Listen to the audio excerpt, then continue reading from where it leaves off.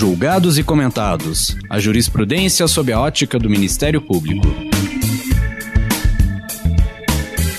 Uma produção Ministério Público do Paraná.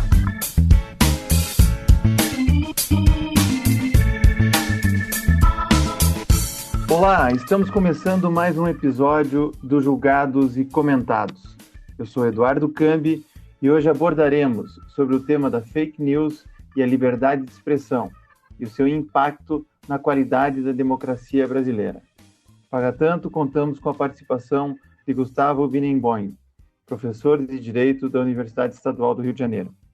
Vamos tratar, dentre outras questões, de como os mecanismos de funcionamento das redes sociais facilitaram a disseminação das campanhas de desinformação, como avaliar a atuação do Supremo Tribunal Federal, do Tribunal Superior Eleitoral, no combate às milícias digitais, como o projeto de lei 2630 de 2020, o chamado PL das fake news, pode representar algum tipo de risco à privacidade dos indivíduos ou à liberdade de expressão?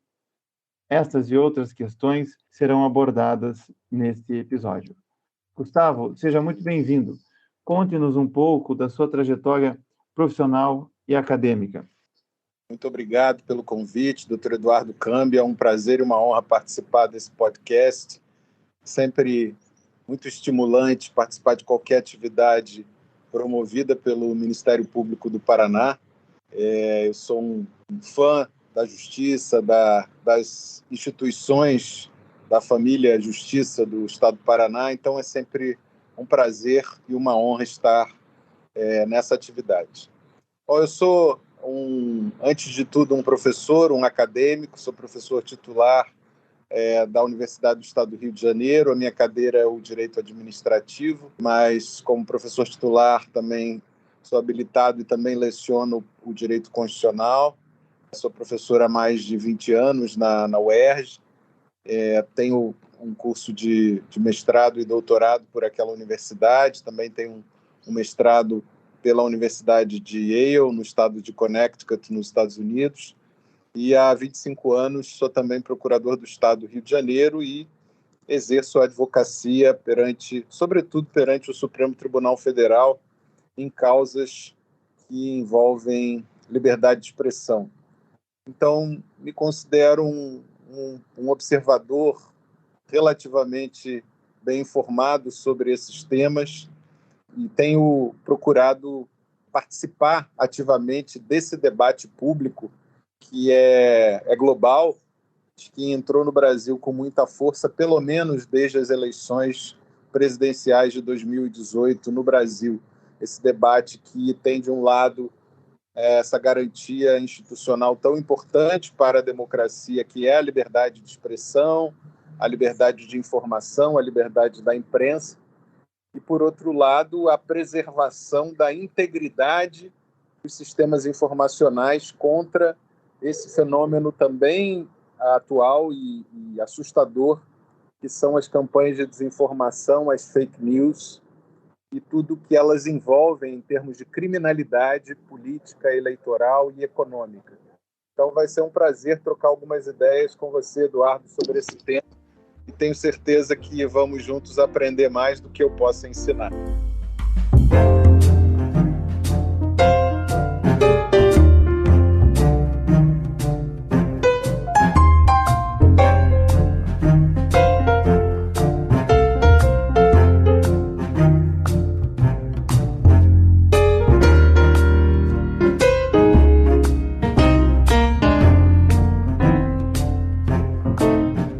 Professor, a liberdade de expressão é um tema que vem lá do Estado liberal, uma das grandes conquistas que nós tivemos nos últimos séculos. Mas vieram as redes sociais, e as redes sociais possibilitaram acesso a uma diversidade de conteúdos e pessoas. Apesar disso, há também um viés de confirmação próprio da teoria psicológica aplicada aos algoritmos que regem os conteúdos que nos são ofertados. Além disso, temos a possibilidade de anonimato, a utilização de perfis falsos, como também a massificação no envio de conteúdos, bots, que automatizam respostas. A partir desse contexto contemporâneo e da velocidade como as coisas mudam, de que maneira as redes sociais impactaram a democracia e o tema da liberdade de expressão? É verdade, Eduardo. O tema da liberdade de expressão era um tema mais ou menos já consolidado, tanto no campo da filosofia política como no campo do direito constitucional internacional. Mais ou menos esse discurso que eu vou reproduzir era um discurso, vamos dizer assim, um lugar comum, né? De que a liberdade de expressão é, ao mesmo tempo, um direito individual fundamental, porque ele representa uma garantia individual de autorrealização da pessoa humana, de manifestação do pensamento, de possibilidade de concretização do que o ser humano tem de mais profundo, né? Que é ser não apenas um animal falante, mas, sobretudo, um centro de produção de sentido e cultura. Nós somos quem somos porque somos capazes de expressar o que pensamos sob uma forma de linguagem. Então, nesse sentido, a liberdade de expressão ela é uma parte fundamental da nossa personalidade. Privar o ser humano da sua liberdade de expressão é privar o ser humano de se tornar quem ele é, para usar a expressão de Nietzsche, né? Torna-te quem és, seja quem você é vocacionado a se tornar. E isso é um direito, evidentemente, imanente à personalidade humana, né? Se a dignidade humana é o desenvolvimento pleno de todas as potencialidades da nossa personalidade, a liberdade de expressão é um elemento, certamente é um pilar fundamental dessa capacidade, dessa potência humana básica. Mas, ao mesmo tempo, ela é uma garantia institucional coletiva. Quando projetada no seio da coletividade, já que viver é sempre conviver, dado o nosso caráter gregário e político, a liberdade de expressão ela se convola numa instituição que permite o funcionamento das sociedades humanas em bases civilizadas, já que ela constitui o que o lendário, folclórico juiz da Suprema Corte norte-americana, Oliver Wendell Holmes Jr., chamava de um marketplace of ideas, um livre mercado de ideias e informações, que apenas por esse fluir livre de ideias e informações é que nós temos a capacidade de formar as nossas convicções e tomarmos as nossas decisões, tanto no âmbito privado da nossa vida individual, como no âmbito público da nossa vida coletiva. E por isso, essa teoria sobre a liberdade de expressão ganhou mundo, né? Ela é consagrada nas grandes cortes constitucionais do mundo. Você tem razão, as democracias liberais consagraram isso nas cortes regionais de direitos humanos, a Declaração Universal dos Direitos do Homem. É uma conquista civilizatória da humanidade. Mas você também tem razão, Eduardo, quando aponta com grande argúcia que o fenômeno da comunicação entre pares, peer-to-peer, como se diz em inglês, por meio das redes sociais, da internet, o fenômeno da comunicação sem a mediação do Estado ou sem a mediação dos grandes veículos de imprensa, a possibilidade dessa comunicação ser imediata, massiva, transnacional, a possibilidade do uso de identidades falsas, do uso de IPs falsos, anônimos, a possibilidade de repetições em massa com programas chamados de robôs, a possibilidade de se ter o disparo massivo de informações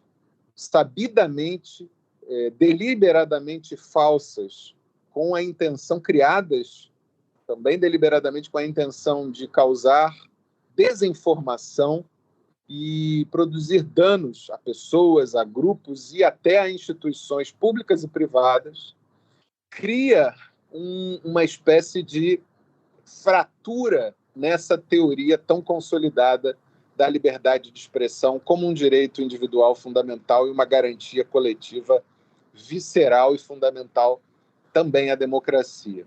E é esse o desafio com o qual se depara a humanidade hoje. É o desafio da civilização ocidental em termos informacionais.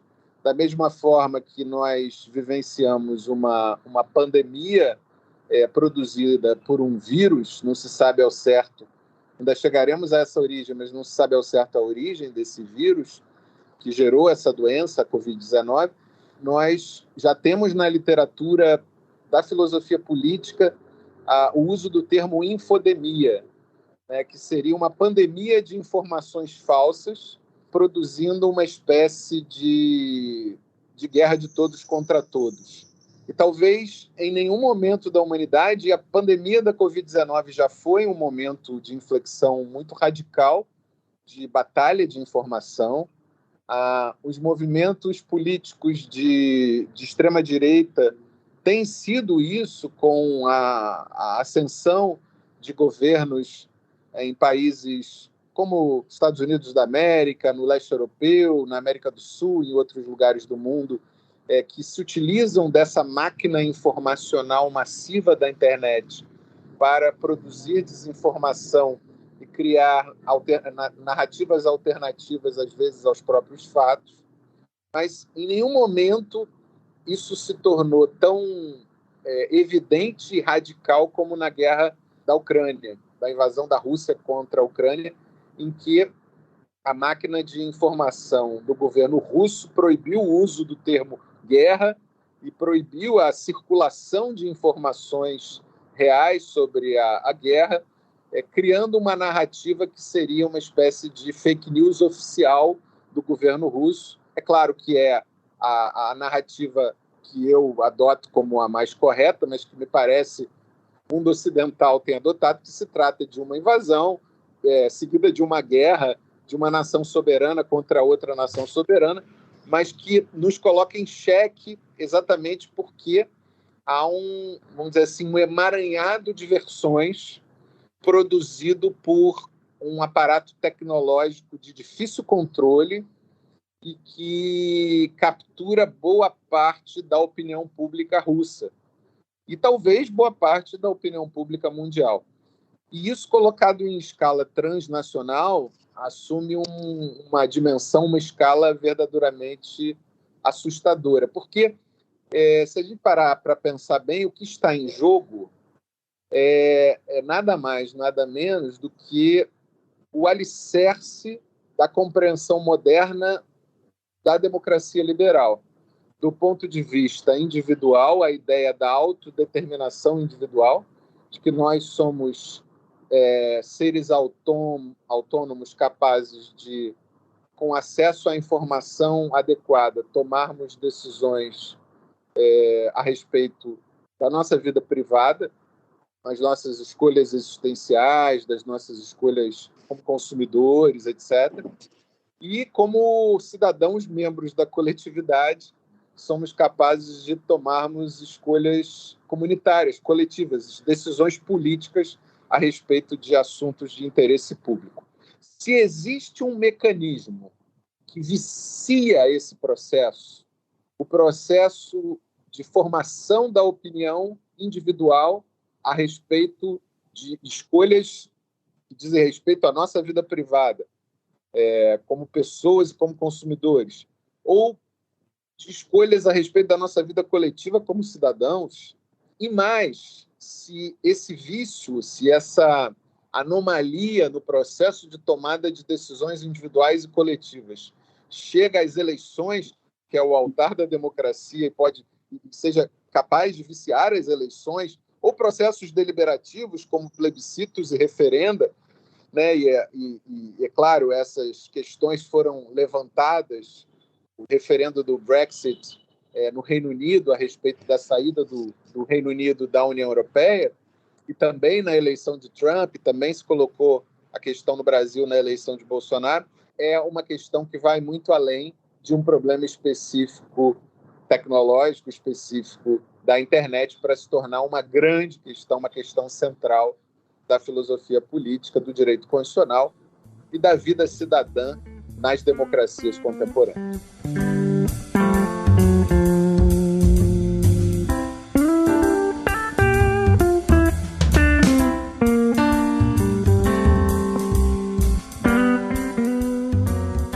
Essa sua resposta, me faz colocar a questão dos limites, né? Por quê? As notícias falsas, a mentira, nós sempre convivemos com ela.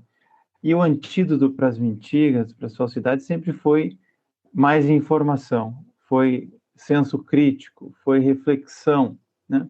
Quando alguém nos diz que se eu tomar a vacina da Covid, eu tenho mais chance de pegar AIDS, por exemplo, isso é tão absurdo que fica fácil rechaçar. Agora, quando pegam a minha voz ou a minha imagem e deturpam essa minha imagem ou colocam uma voz que eu não tenho ou usam a minha imagem numa situação para mostrar algo que eu não fiz, como acontece com o deepfake, ou quando você coloca muito bem, as eleições ficam em risco porque há uma chance muito grande de se ludibriar as pessoas, né? Afinal de contas, a ciência ela está baseada na verdade, e a verdade está baseada em evidências.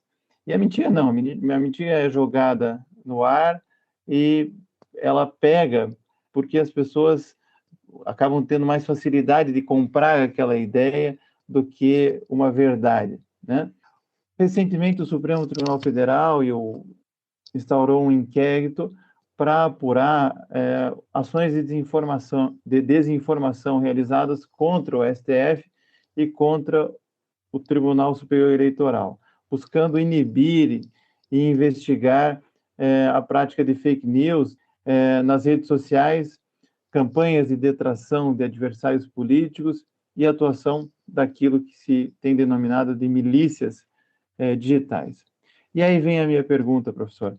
Como que a legislação e a justiça eleitoral podem enfrentar o fenômeno das práticas de desinformação nas eleições de 2022, fazendo essa consideração de que não se trata apenas de uma falsidade, mas sim de algo que é pensado numa fraude, baseado num estratagema, justamente para contaminar de forma grave a opinião pública? Acho que o ponto de partida dessa nova discussão é a premissa de John Stuart Mill, que você mencionou sem nominar. O John Stuart Mill é o grande autor que tratou da solução para os problemas da liberdade de expressão, e ele dizia: a liberdade de expressão tem seus males, mas para os males da liberdade de expressão, mais liberdade de expressão. Era uma crença de que a liberdade seria capaz de certa forma, evidenciar as mentiras, evidenciar a má-fé e, de certa forma, asfixiar as mentiras e a má-fé, colocando em evidência a verdade e as melhores ideias, as melhores visões sobre problemas que afligem a humanidade. Isso, de certa forma, foi a tese vencedora, né? E eu acho que foi, sem dúvida nenhuma, um grande avanço civilizatório para a humanidade.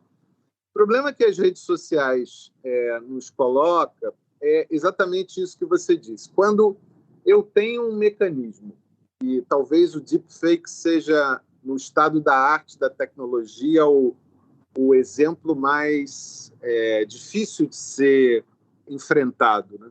Quando eu tenho um mecanismo tecnológico que é capaz de colocar um ministro do Supremo Tribunal Federal gesticulando, falando, com quase uma voz idêntica à dele, quase com um gestual idêntico ao que ele costuma fazer, falando algo que ele nunca falou a respeito de um candidato a presidente da República, e isso é algo que pode desequilibrar completamente a disputa eleitoral. E se isso acontecer num determinado momento da corrida eleitoral, isso pode ser decisivo para a disputa.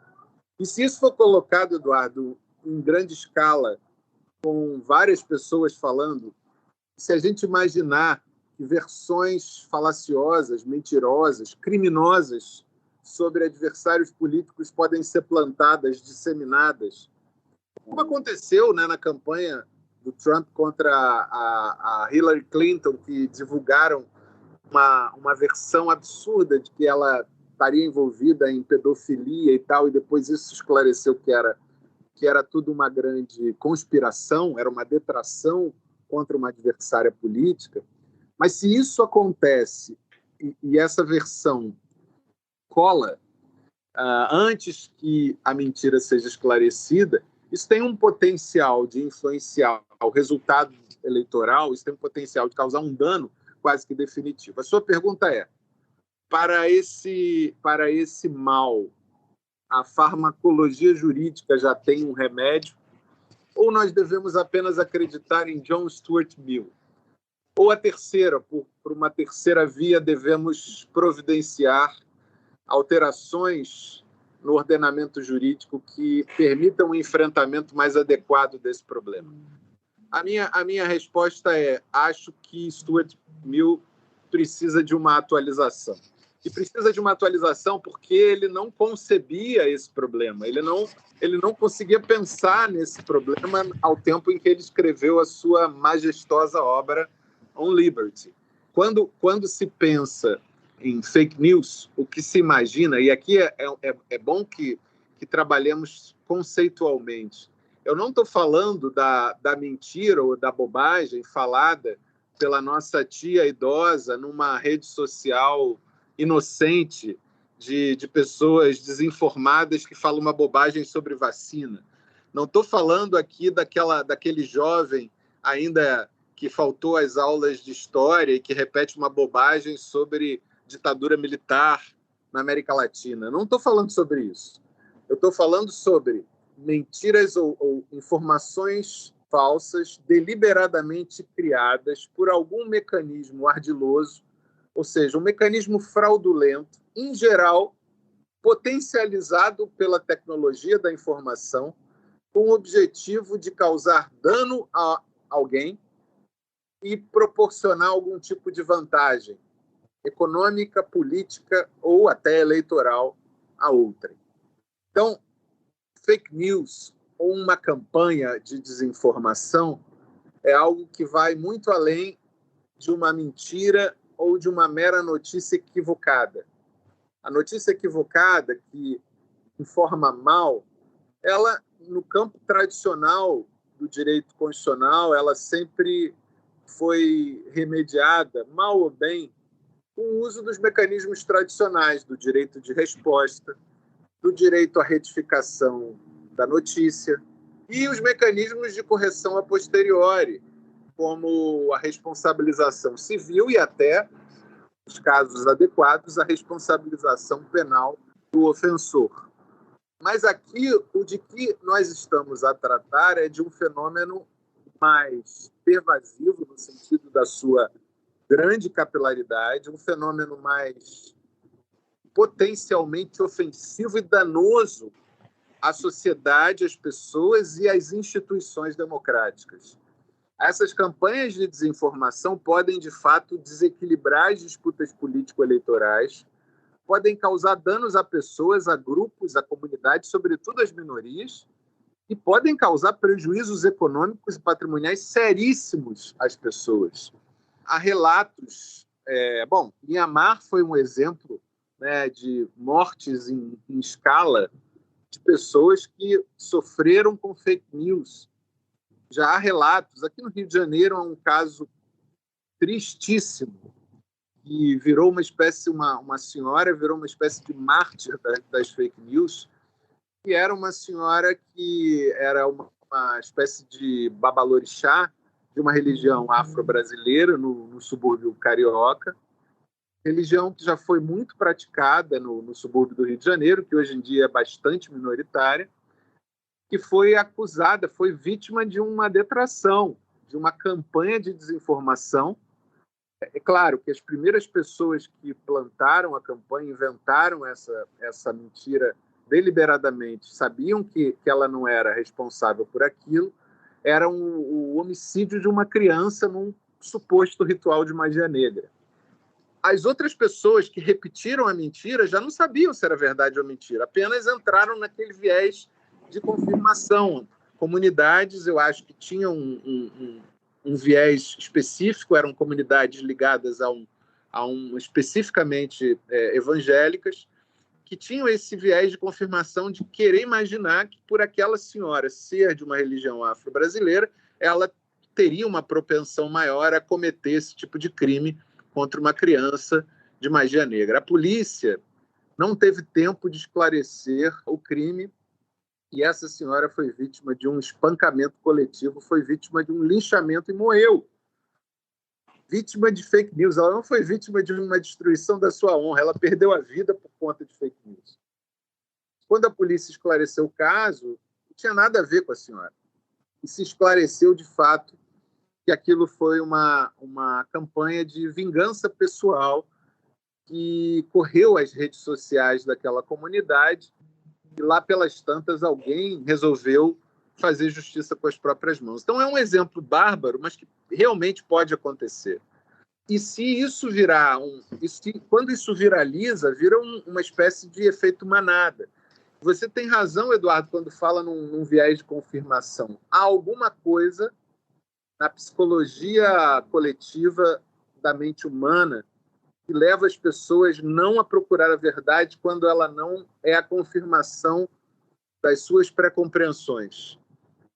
E quando a mentira é confirmada coletivamente, as pessoas preferem acreditar na mentira do que na verdade. E se isso ganha uma escala na internet, nas redes sociais, isso vira uma infodemia. Então, frear isso é, eu acho, o papel do Estado, das instituições do Estado. E aí que vem, é possível caracterizar esse tipo de fraude tecnologicamente urdida como um ilícito, ora um ilícito civil, ora um ilícito penal e, eventualmente, até como um ilícito eleitoral.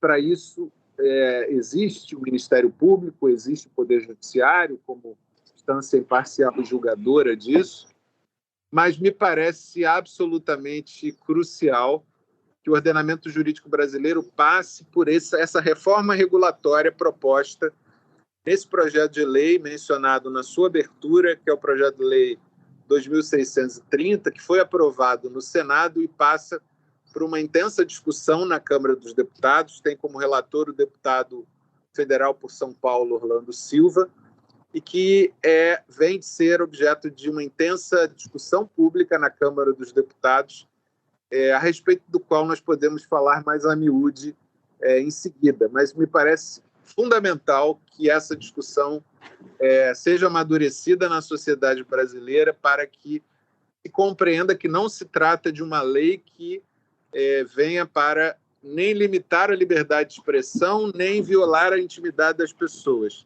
É uma lei necessária para proteger a sociedade brasileira contra campanhas de desinformação e preservar a integridade dos nossos sistemas de informação.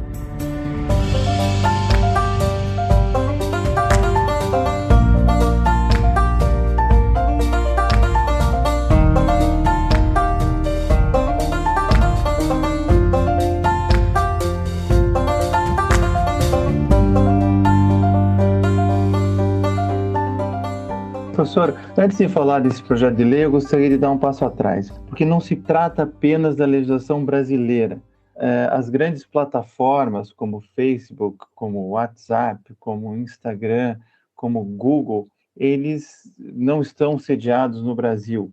E volta e meia, nós temos ameaças de suspensão de aplicativos de mensagem, por exemplo, o WhatsApp, o Telegram, que reforça a necessidade de regulamentar e de exigir das empresas estrangeiras colaboração no combate à desinformação.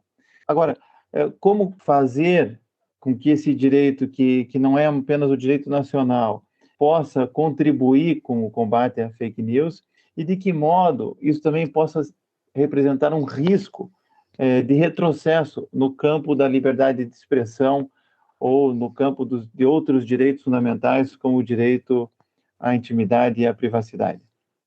Bom, então, esse é um ponto dos mais difíceis e complexos dessa discussão.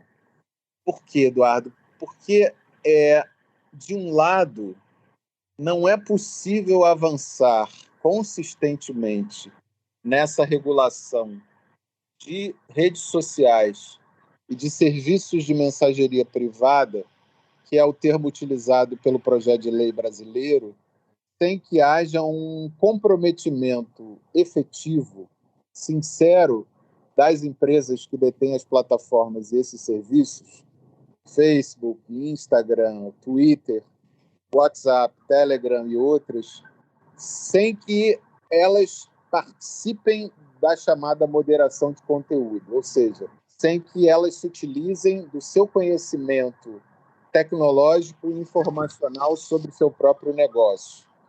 O que eu quero dizer com isso é que o nível de assimetria de informação entre o Estado regulador e essas empresas é gigantesco. Assim, o Estado pode correr atrás, procurar saber de tudo que se passa nessas redes sociais, mas o volume de informação que trafega nas redes e a velocidade com que essas informações trafegam é muito superior à capacidade que os Estados nacionais, e não é só o Estado brasileiro, são os Estados nacionais globalmente considerados, são capazes de monitorar. Então, é claro, o Estado vai agir a posteriori, combatendo o terrorismo, combatendo pedofilia, combatendo nazismo, combatendo racismo, combatendo sexismo, combatendo o chamado porn revenge, que é o uso, né, de imagens, pornografia por ex-namorados ou ex-companheiros que se utilizam dessas imagens para chantagear, para fazer blackmail contra suas antigas companheiras e assim por diante. Mas isso é um percentual, uma fração muito pequena do fenômeno do que se passa em termos de abusos de informação que exigem algum grau de monitoramento, de moderação de conteúdo. Então, de um lado é isso, as plataformas precisam, e os serviços de mensagem privada precisam ter políticas e termos de uso que sejam efetivos no sentido de manter o fluxo de informação dentro de um grau adequado e razoável de tolerabilidade. Não é possível que essas empresas que se utilizam tanto do meio ambiente informacional permitam que eles sejam totalmente poluídos pelas fake news e por outros tipos de lixo informacional e que sejam dominados por milícias digitais. Mas, por outro lado, e esse é o perigo, e essa é a delicadeza desse debate, nós não podemos correr o risco de termos em 5, 10 anos toda a jurisprudência sobre liberdade de expressão no mundo não mais pautada pelo que diz a Suprema Corte norte-americana, o Tribunal Constitucional Federal alemão ou o Supremo Tribunal Federal brasileiro, mas sim pela jurisprudência do Google ou do Facebook ou do Twitter. Porque se formos permitir que os termos de uso sejam a última palavra nessa matéria, essas empresas vão definir tudo que pode ou não pode ser dito no mundo a partir de critérios necessariamente empresariais e não de critérios republicanos e democráticos. Então, como resolver esse dilema? Como enfrentá-lo? Né? Talvez resolvê-lo seja uma pretensão, nesse momento, muito ambiciosa.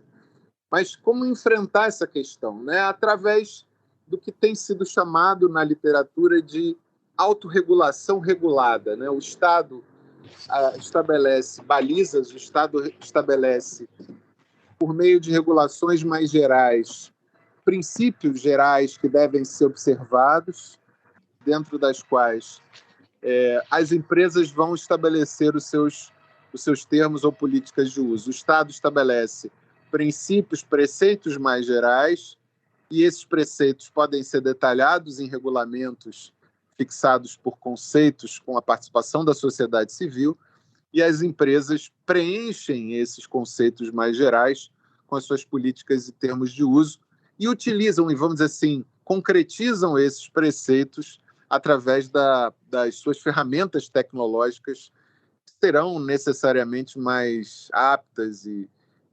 capacitadas a alcançar os objetivos do Estado do que o próprio Estado se arvorar na condição de executor das suas políticas. Então, esse é um dos caminhos, né? E o PL procura avançar nesse sentido, né? Então, essa é uma das preocupações. Eu não acho que seja possível aqui nenhuma definição radical, nem de uma autorregulação privada pura e simples, nem de uma regulação estatal puro sangue. Por quê? Porque nem o Estado é capaz de fazer tudo sozinho, por conta da assimetria informacional, por conta de uma incapacidade prática, tecnológica, e nem as empresas o farão, porque têm os seus incentivos empresariais próprios, que são próprios do mercado privado. E para isso é preciso governo, é preciso Estado, é preciso instituições democráticas que o façam.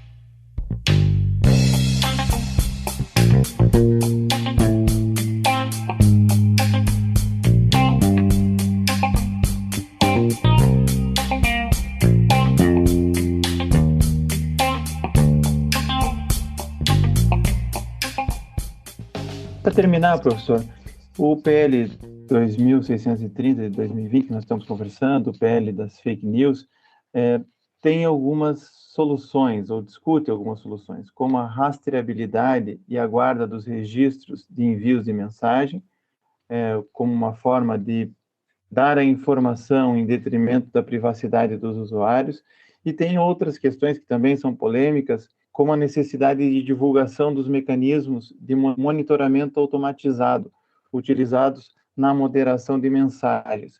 Como que o senhor vê essas questões polêmicas que estão sendo discutidas por ocasião do PL das fake news?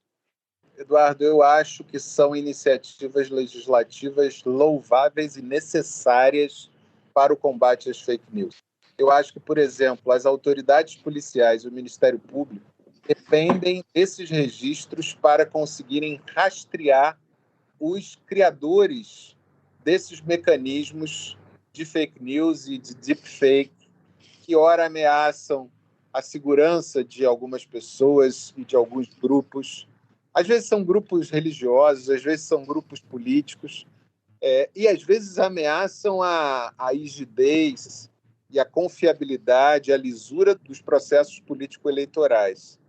Então, quando se tem na lei a exigência, por exemplo, de que plataformas privadas, que são multinacionais, o exemplo que aconteceu recentemente no Brasil foi de um serviço de mensageria privada como o Telegram, que se negava a cumprir ordens judiciais das autoridades jurisdicionais brasileiras, que acata uma ordem de um ministro do Supremo Tribunal Federal apenas debaixo de vara, se percebe a gravidade do problema, porque se sabe que, por meio desse serviço, cerca de 100 milhões de brasileiros trocam mensagens diariamente. Então, se esse serviço tem essa relevância comunicacional no país, isso significa que, de alguma forma, o país precisa monitorar a observância das suas leis civis, criminais e eleitorais, para que não haja, por exemplo, disparos em massa de mensagens falsas que possam desequilibrar a disputa eleitoral. Então, quando se exige, por exemplo, a identificação desses emissores, quando se exige rastreabilidade, quando se exige identificação, proibição, que as contas, por exemplo, tenham sempre identificação, proibição de reprodução, ou que essa reprodução, quando ela for feita por robô, que isso seja identificado. Outras previsões em relação às plataformas, no que se refere à moderação de conteúdo, é um dispositivo do projeto de lei, eu até fui quem sugeri que nós nos inspirássemos na lei alemã da prestação de contas e transparência pelas plataformas, qual conteúdo que estava sendo moderado, ou seja, o que foi feito, né, em termos de conteúdo, quanto conteúdo foi retirado, ou quanto conteúdo foi classificado, em que momento, para que as plataformas se sintam também não apenas monitoradoras do debate público, mas também monitoradas pela sociedade sobre o que elas fazem em relação ao debate público, para que as autoridades nacionais tenham condição de verificar se as plataformas estão sendo um agente suficientemente adequado de moderação de conteúdo, ou se elas, ao contrário, possam estar interferindo no debate público de modo a desequilibrá-lo. De novo, aqui não se deseja nem que haja um absenteísmo doloso, uma cegueira deliberada das plataformas para que, numa tomada do seu ambiente informacional pela poluição das fake news, se chegue a uma cegueira coletiva, mas também, por outro lado, que elas não controlem o debate público a ponto de desequilibrá-lo a favor de nenhum grupo que pretenda, que almeje controlá-lo, né? O debate público não pode ser controlado a prioristicamente por ninguém. Ele deve permanecer necessariamente aberto para que as pessoas tomem as suas decisões, formem as suas convicções e tomem as suas decisões no âmbito privado e no âmbito coletivo. Então, são esses os principais desafios. Eu concluo dizendo, Eduardo, que eu acho que esse projeto de lei, que foi, de fato, aprovado de maneira muito expedita no Senado, teve agora na Câmara dos Deputados uma tramitação mais lenta, mas acho que essa tramitação refletiu a complexidade do tema, mas é importante que a sociedade brasileira, antes das eleições de 2022, cobre a aprovação desse projeto de lei na Câmara dos Deputados e a sanção presidencial para que o Brasil chegue no momento eleitoral com um ordenamento jurídico mais bem equipado para enfrentar os fenômenos da desinformação em massa e das fake news durante o processo político eleitoral brasileiro.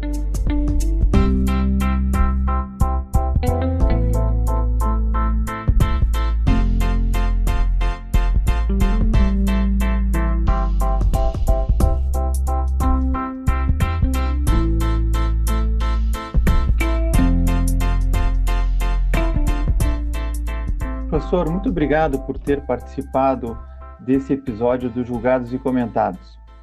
Obrigado a você, Eduardo. Foi um prazer, uma honra, e contem sempre comigo. Não se esqueça de curtir ou de se inscrever em nossas redes sociais e assinar nosso podcast no aplicativo de sua preferência. Você também pode participar da elaboração dos Julgados e Comentados. Para sugerir um tema, encaminhar dúvidas ou comentários, envie para a gente no e-mail julgadoseComentados@mppr.mp.br ou pelas nossas redes sociais. Muito obrigado e até a próxima.